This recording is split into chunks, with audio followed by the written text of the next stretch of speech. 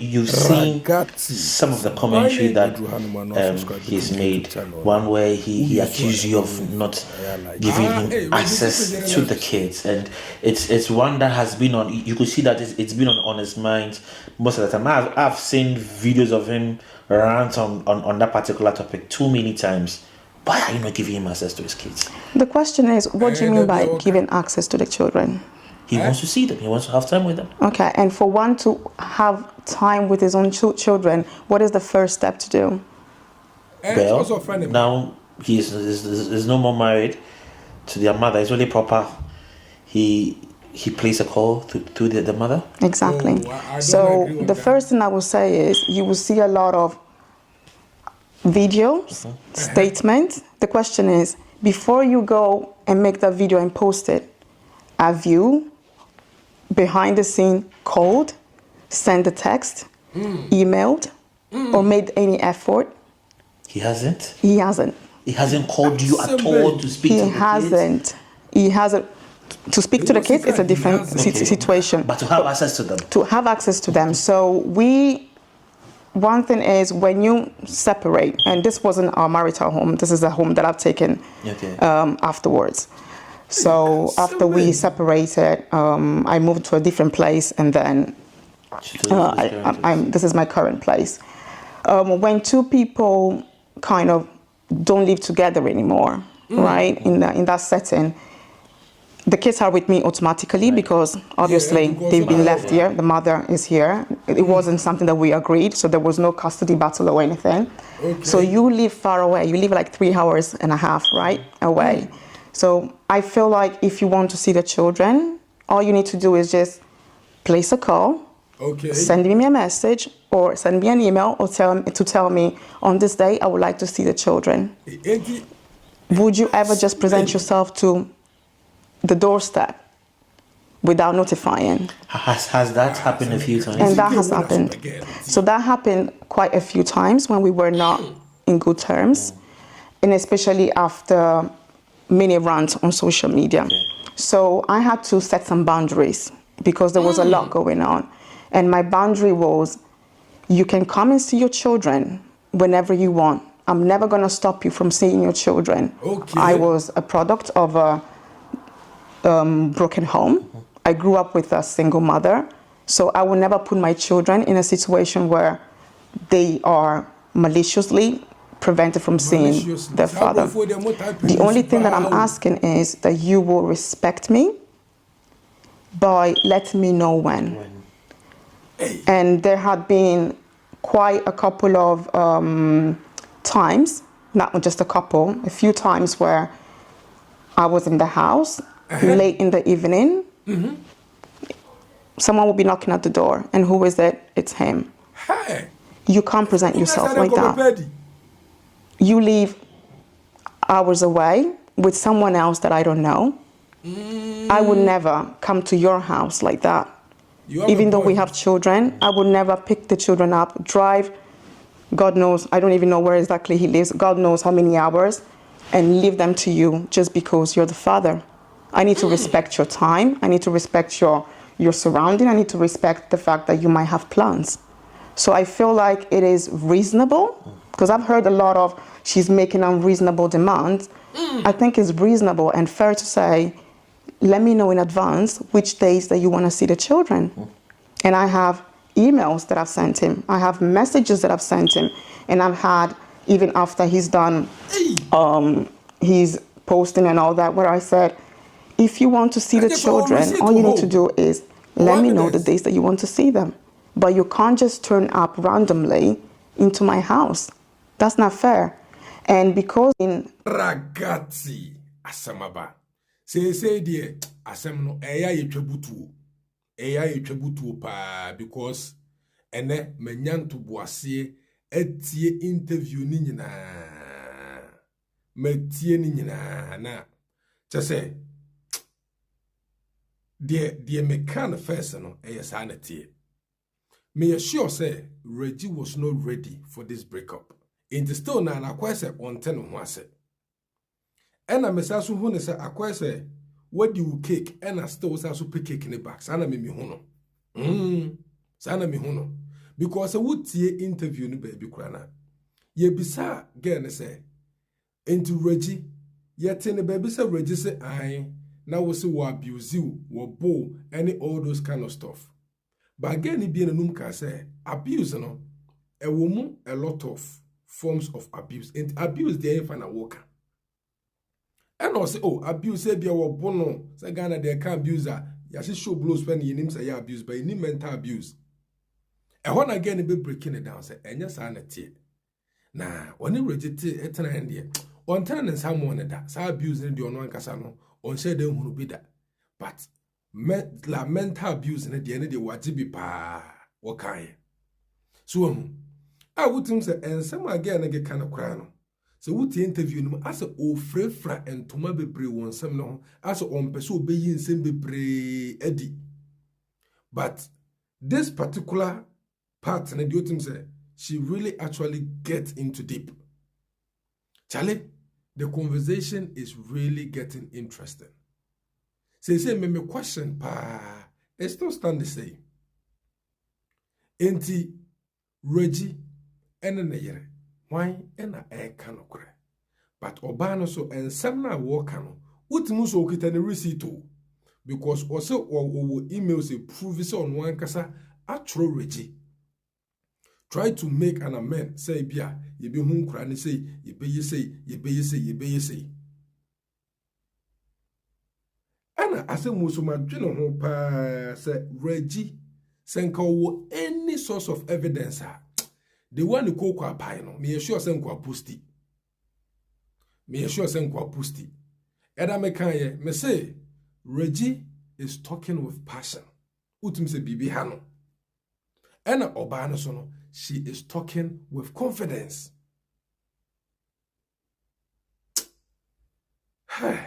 There has been quite a lot of things between us. I was in a process where you need to think of it as I'm a woman very dedicated to her family. You've seen, I think throughout the years, anyone that has followed us has seen how dedicated and supportive I've been. So I had to go through a divorce. Okay. I had to go through healing process as well. And it's not easy. So I didn't take that decision just because. I had to make the decision. So I had to go through a healing process. And mind you, through that healing process, I lost my father. And before we lost his mother, my mother-in-law.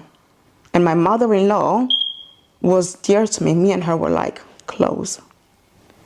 So we've gone through different phases of losing my mother-in-law, then things going bad in the relationship. And I had to pick myself up as a woman. Because when I say I was losing myself to the point where my children were going to lose me. So I had to make that decision. So already there is a grief not being grieved completely. And in the process, I lose my dad. And my dad, I didn't have a relationship with my dad. He wasn't present in my life. I reconnected with him just a year before he passed away. Okay. So you can imagine trauma. You lose someone so close, and in the same time, you're also breaking your marriage, your family unit. And it's not difficult only for you, it's difficult because your decision is impacting other 3 lives, the children. So it is a lot. So through it all, I just asked, you know what, I need time. You need time to sort certain things out.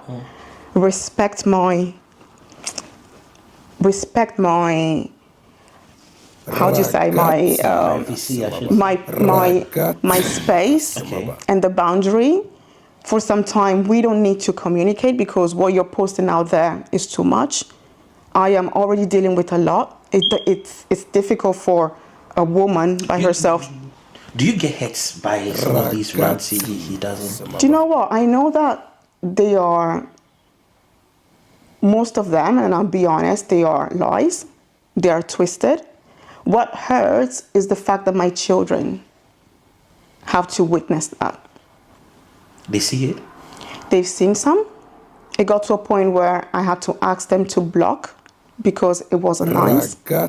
But even if they don't see, their friends see. Everyone sees. You've seen it.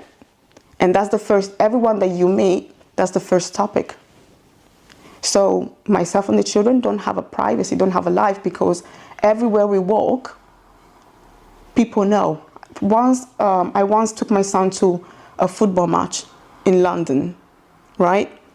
I was standing there and a parent from the opponent team just walked to me and said, "Oh, I've seen this about your relationship." So you can imagine how it felt. Everywhere you go, someone is asking you about it. And it's difficult. And it's difficult for me as a parent, as an adult. Can you imagine my children when they go to school and they need to overhear other people talking about them, or people asking them, "What's going on with your parents?"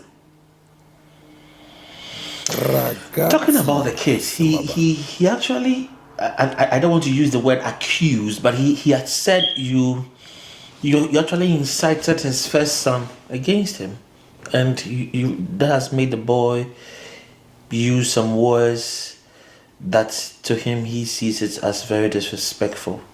I will say again, that's another lie, big lie. And that's the part that disappoints me, and that's the part that hurts me. Because we can be divorced, we can disagree, but going publicly to lie about me and then lie about your own son, that's disappointing and that's hurtful. So there's been situations where he's had certain conversations that he shouldn't be, as a parent, you shouldn't be having with children, because you shouldn't be asking children certain questions, right? And my son, our son, was never disrespectful to his dad. If you ask your son to confirm something to you, and before you ask him that, you say, "Do you believe in God?" So you shouldn't lie, right? And you ask him, and the son is honest, telling you the truth about the way he feels. And then as a parent, you start insulting him in the worst imaginable way. And my son didn't say anything that was disrespectful to him, because he's been brought up well. Not by me only, by him as well. We've raised him well. And I think you've met him. He's a very kind, God-fearing child. What was hurtful about that is how my son was actually traumatized by the words that were said to him and the way the whole situation was twisted on social media. And that was one thing that really hurt me, because I was shocked as a father. You don't do certain things to your own son and then go on social media and turn things around on him. And as a second, let's say even if your son had said something to you that was disrespectful, does he deserve to be publicly humiliated like that? Well, and I find what hurts me is going on social media. I have Facebook, Instagram, and I go, and then what pops up are people posting, commenting, saying that my son is disrespectful, that it's like, I just can't understand why we are creating a situation like that for our own children. And I'm not even going to say people, because people generally tend to connect with what they see. Unfortunately, people don't realize that social media is what someone wants you to believe. Whatever is put out there is what the person wants you to believe. But if you don't have the power of discernment into sitting down and analyzing, is this right? Is this matching what was said before? Is this fair? Or even just saying, this is one account. What's truly his relationship with the kids style? I mean, the last video I saw him make in his car, he spoke of his little girl, and of course, from my father, he would show love and affection for his daughter. Has she seen what's going on? Has she heard a few stuff from daddy and mommy? And as a little girl, how is she taking it? I think, like I would say, I mean, they are okay in terms of their life and all that. Obviously, it's not ideal to have a separated situation. But all three of them, I'm not going to single anyone out, they adore their dad. They love him. And there is never a conversation in this house against their dad. It's never happened and never will happen. Do they call him? They don't call him. And he's not calling either. He doesn't call them? He hasn't called them. So I will make that clear. His eldest son. So part of the conditions that I've kind of boundaries that I had to set. The first one, it was about seeing them. So I was like, if you want to see them, just let me know in advance so that I can plan my time, plan their schedule, because they go to school, they go to football, they have matches. So you can't just turn up like that. And we can plan things so that even if they need to meet their friends, at least it is your time. So that wasn't respected. And a lot happened online. So I got to a point where I was like, do you know what?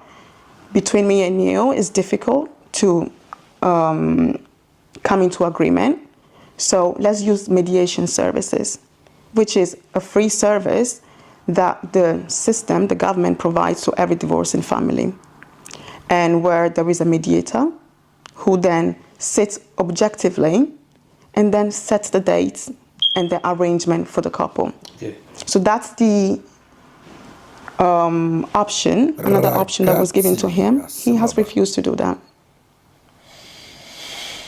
So my thing is, if you refuse to send in advance your days, and my challenge is, has anyone seen any evidence of him saying, I want to see the children on this day, and he has been denied?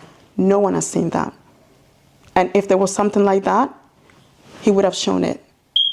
But rather there is, and I will show you later, there is emails, messages, and all that where I say, stop lying on social media.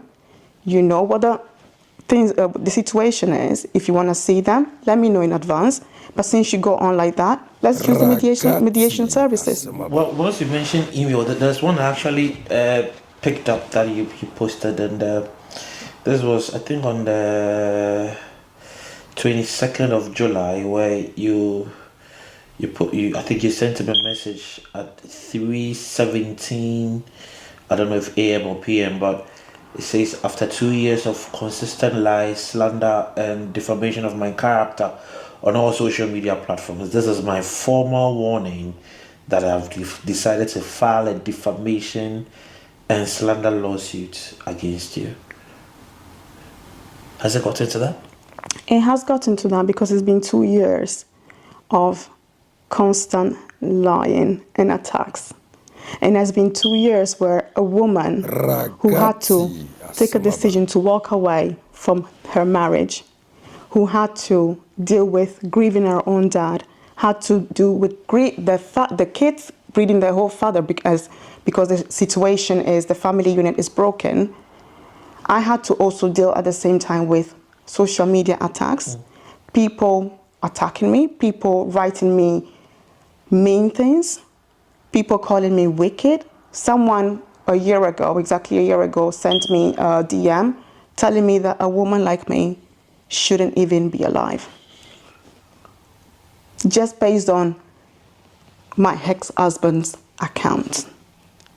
So we talk about mental health, right? How can one person go through all this? And I'm not even going to go into details about the things that happen into the marriage, that I had to make that decision, and then have to face the public judgment like that. Well, and how is one person going to cope that way? Even if I was, let's say, the most inhumane person. Do I deserve for strangers to attack me, to insult me, to wake up and talk about my life, my children, as if they know me? No, I don't. I'm not. And I'm even far from that. And who knows me, who knows both myself and him, and has been around our unit, knows that I am far from what he has been depicting. I'm not a mental health expert, neither am I a psychologist, but can I predict you've been depressed a few times? Me? Yes, I think everyone has been depressed. I mean, when these things actually coming up, one too many is rant on social media, and then the commentary that you said somebody gave. Yeah, I've had low times. There have been times where even here in this specific room, I will see certain things and I will break down. I had 2 accidents where I hit another car because of all this.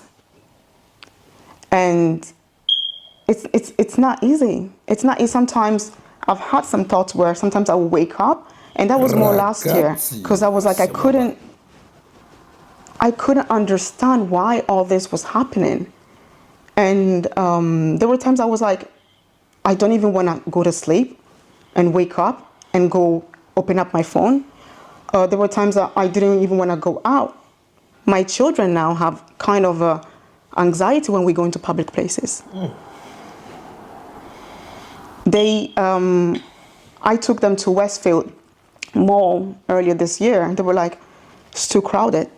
Because it's like everyone is looking at you. Your life is like in a magnet. And although it is virtual, but it's like everyone is like talking about you. And it's not normal. It's different if I was out there and I was putting my life out there and people are making comments, but this is someone else making statement about me and people judging me because of it. But I will say not all the commentary has been negative. We need to be fair on that. Not all the commentary has been negative towards me. I've had quite a lot of people, a few people reaching out with support, which has been great. You mentioned your mother-in-law. What role did she play in this process when this back and forth happening between the two of you? And I mean, how far did she go with this matter before she eventually passed? She passed before this matter. Oh, so can one say her passing could have led to where you guys finally got it? Because I'm sure if she was alive, she'd be one person you would actually want to go and report stuff to her. Yeah, I mean, throughout the marriage, she was like a pillar. Yeah, definitely. She was like a source of strength for the both of us. And unfortunately, things weren't great between us before her passing. But after she passed, it just went downhill. So maybe, I don't know if she was still in our lives, potentially. But I would just say that based on the things that have happened, the situation wasn't salvageable. So that's why I had to take that decision. So how far with the suit that you filed against her? So what you read is my notice of intent, which I have filed. He has also received a cease and desist letter. But that's to prevent him from further slandering me. And then also to slander or say anything negative about the children, to protect their mental health as well and protect their privacy. Because in all this, we forget that the children have their own privacy. True. They're minors. They haven't asked for their names, for their images to be put out there on stories that are pertaining to their parents. So my main aim is protecting their privacy and then protecting their welfare and their mental health as well. My children, they're not kids. My eldest is almost 17. He has access to social media. The other one is almost 14. He has access as well. And they have a social life. And they do not deserve for their family and their life to be scrutinized that way, on that level. So at that age, I'm sure all three are on mobile phones. So daddy can just pick up a phone and call any of them. Yes, he can, but that is not happening. So he has had access to do that before. And I think there's been quite a few posts where I came underneath and I said, you have access to call them. You can call them, but you're not calling them. Then we're talking about the incident where he then went on social media saying that our son disrespected him, whereas it was a complete opposite thing in terms of a father saying certain things that shouldn't have said in a situation. So I personally sent him an email and I said, do you know what? Based on what has happened, I need to step in and ask you to sort certain things out before you contact them or call them in that sense. And I'm not going to mention the details, but he knows exactly what it is. And that's what a mother would do. But with that said, my son hasn't blocked him. He has rather blocked my son. Oh, your first son? Yeah, he hasn't blocked his dad. His dad has blocked him on social media and his number as well. So another thing is you block your son, the eldest, right? So my daughter, she does have like an iPod and all, but it's not connected to anything. So the main thing is if you want to speak to all of them, and that's what happens whenever he has spoken to them, you call the eldest and then he will pass you and you speak with all of them. But if you've blocked him and you're not calling him, why are you going then on social media to state that I am denying you access? When do you think all this will end? I don't think it will end. I don't think it will end. For it to end, it will take accountability. Accountability into understanding that as an adult, if you have any concerns, you manage them privately. Accountability as well into understanding that you have children in the middle of everything. We are parents. We can disagree. We can have a heated argument, but that's between us. Let's not drag the children into it. Let's not expose the children into it. But it has gone so far that for me now, I struggle to see an end to it. So that's why I've had to resort to the law. So a year ago, I took a court order, a normalization order, to which has different points. A point that says, do not come to my doorstep, but stay 300 meters away, meaning that you can still come and pick up your children, but just don't come to the doorstep where we will meet and have arguments, which is what is not right. Another point is, do not write negative things, harassing things, or things that are offensive about me on social media, and do not incite others to do so as well. Right? So that was the main point, to protect me on all that. We went to court on the 15th of September 2023. He didn't show up. What happened that he went into his hotel room, did a 15-minute video saying that a judge had ruled that he can no longer be in the life of his children, when the court order wasn't about the children. It was about me and his social media postings. So he didn't come for the court's hearing. He didn't come, but he knew what was being discussed, or he had assumed. He received my statement. Okay. So it was a long statement that was received, and then he was served right, with the court, with the time and date. And what was stated to it on it is you need to come to the hearing and defend yourself or prove that everything that has been stated is untrue. Yeah. So that's your opportunity to come there and say, oh, that's not true that I come to her house unannounced. That's not true that maybe I'm doing certain things. Or that's not true that I am posting on social media, because what I presented to the judge is all the postings on social media. You took shots of it? I had screenshots of that. I had screenshots of telephone conversation, recordings of telephone conversations, messages, emails. And those, and the no molestation is reviewed in the sense that when they receive my statement and my lawsuit, basically, if you want to call it that way, they review it. So when they review and they feel like it is strong enough or it is necessary for it to be granted, then they set up the hearing. Okay. So the time was set. He was supposed to be there, and if you have a lawyer, my lawyer told me, come there an hour before. And I was there an hour before, and I waited.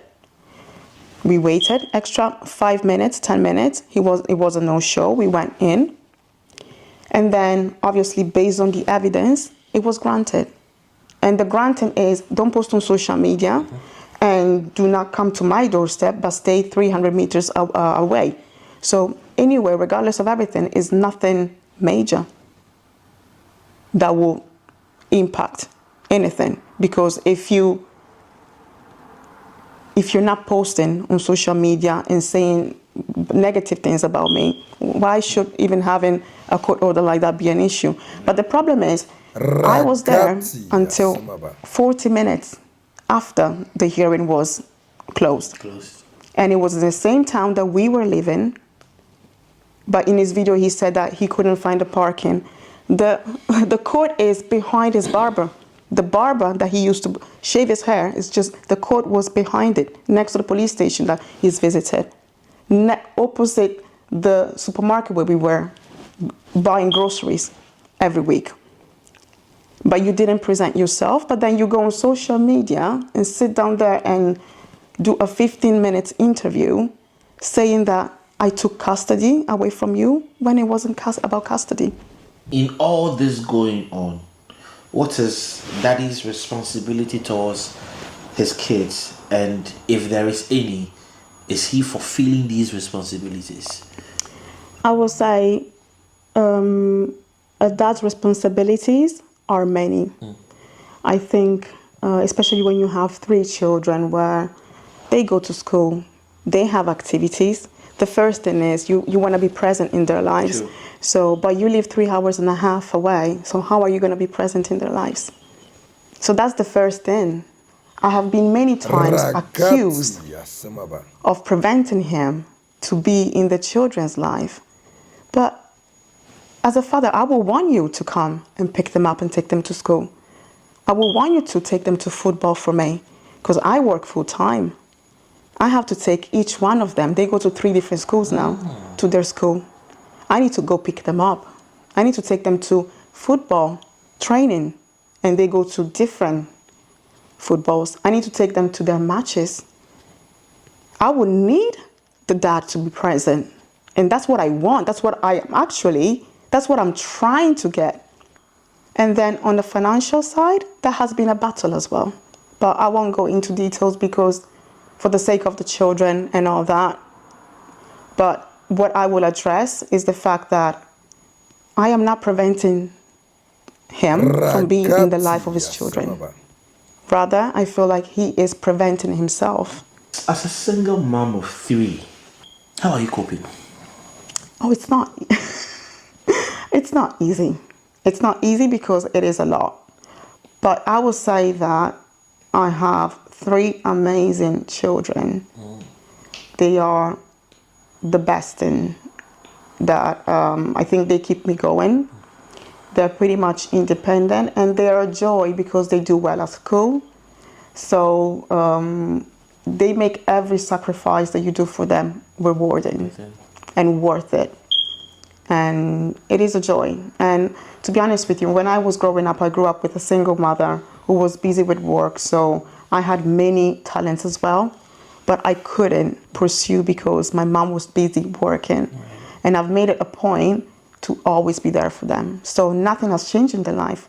They haven't missed a football training. They haven't missed a football match. They still do everything, and I do my best. And there is, like we always say, there is always a village around. So thankfully, there are a few people that do support, step in when I can't split myself in three. Wow, that's very tough. But your first son, I know, plays.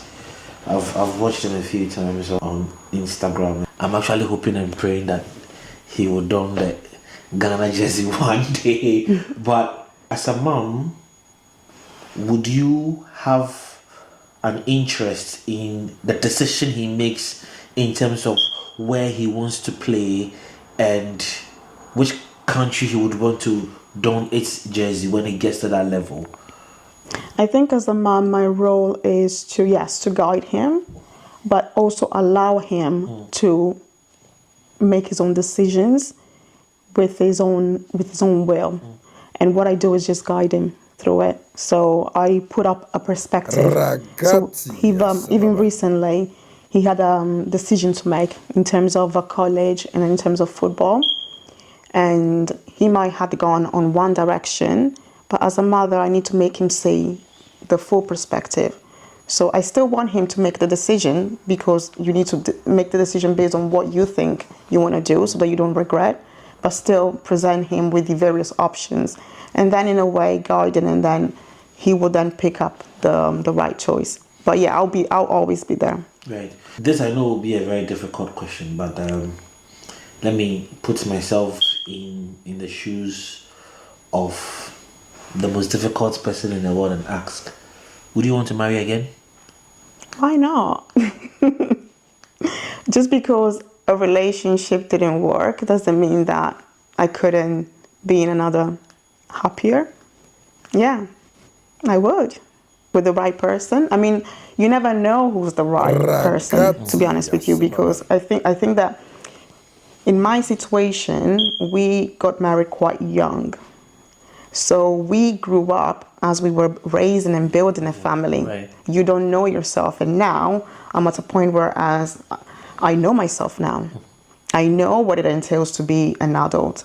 I've experienced marriage, and no one is perfect. I can't say that in a marriage I was perfect and my ex-husband was completely wrong. That's why I decided to divorce. No one is perfect.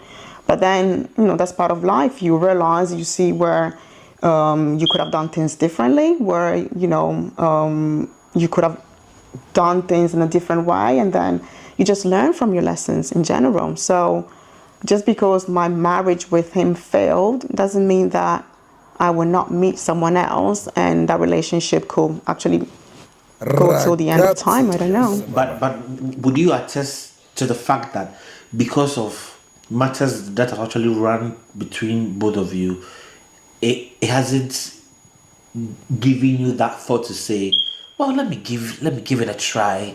I'm asking this because I've been in that position where I have to move on from a relationship, and then because that chapter hasn't been closed, moving on is still but the chapter, a challenge. But the chapter has been closed. Closed now? Totally it is closed. We are divorced. We divorced in September last year. That was when, end of September last year, 25th of September last year.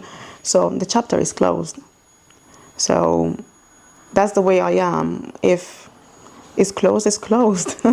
So he's allowed to move on, and I'm allowed to move on as well. But my thing is, I try not to, and I had to go through stages of healing as well. So I went through therapy last year as well to kind of help me to manage my emotion through all the stages and everything.